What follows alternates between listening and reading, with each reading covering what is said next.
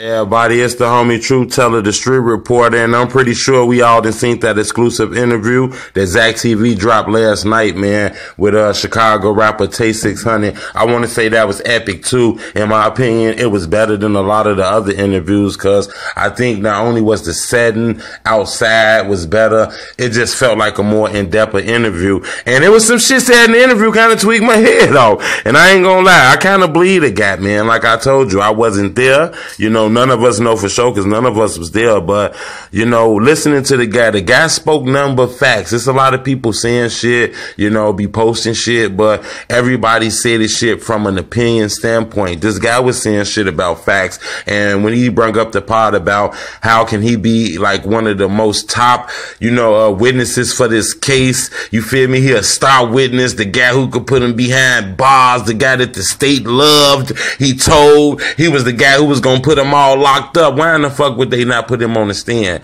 I'm not gonna lie, that made a lot of sense when he said that kind of shit. And talking about like the clout, because I'm not gonna lie, the clout shit is really real. People follow waves and all kind of shit out here in Chicago, and they kind of feel like a lot of people followed the Tay 600, the snitch wave, you know. And he was talking about how some of his cousins and shit like that was even going against him and stuff like that. I thought it was a dope interview. You know, I like to look at a person, kind of feel the tone and how quick they answer questions, and the guy just looked like he wasn't lying. You know, it looked like he came with the intent to tell the honest truth, you know. But I'm not gonna lie, one thing I can say that looks a little wrong though in that interview is when he kind of spoke on Dro Philly.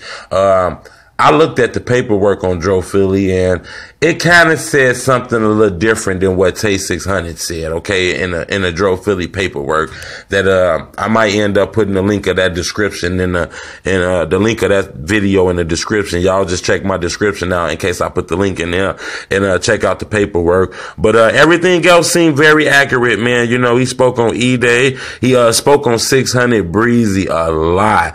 You know, he kind of said he trying to act like the new version of C-Day and all kind of shit, you know. He spoke on him being spooked when King Yella and Billionaire Black kind of spent up on him and shit like that. I'm not gonna lie, in my opinion, the interview was real in depth. It was a lot of shit about the interview though that kind of had me confused, if you ask me, about the situation, because he spoke on how like his cousins was going against him, man. Been following this drill shit for a while and didn't really know Booker and Lil D was his cousin, and he spoke on like Rondo number 9 being Breezy. Breezy, what the hell up with that too, bro?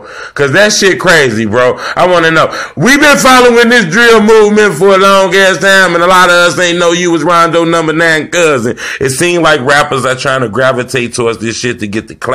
You know, remember, Chicago is the city of the backgrounds. So, you know, a lot of people is claiming cousins and uncles and fake record labels and all kind of shit. I told you got to beware of that. But besides that, man, I just want everybody to go check out that interview on Zach TV 1. I thought it was a dope interview, man. And I'm going to actually reach out to Lil D. I'm going to see if he want to do an interview or something, man. So y'all subscribe to my channel and make sure y'all get that first. It's the homie Truth Teller. I appreciate the love.